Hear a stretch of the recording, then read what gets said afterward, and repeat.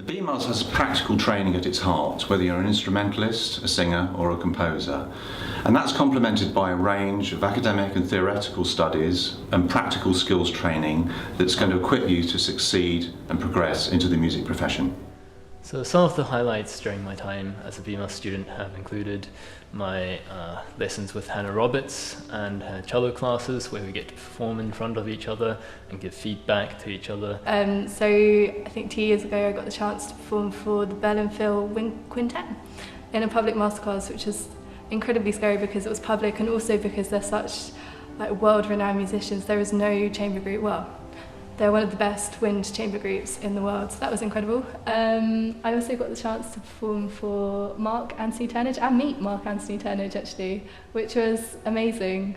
Some of the real highlights for me have included many of the master classes that have taken place with visiting professors. I've been very fortunate to play for some of the most outstanding cellists in the world, Franz Helmerson, Ralph Kirschbaum, Miklos Perini, for instance.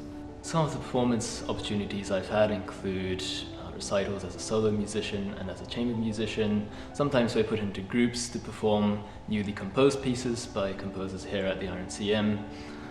Also performances with a lot of different orchestras, symphony orchestras as well as opera orchestras.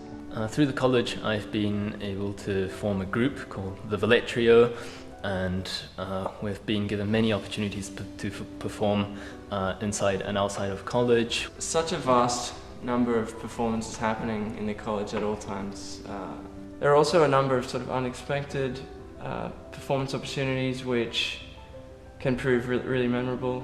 For instance, Leonard Elschenbroich and Alexander Sitkovetsky performed Brahms' Double Concerto a few years ago, and Leonard was unable to make one of the rehearsals, so I got the opportunity to rehearse Brahms' Double with Alexander Sitkovetsky.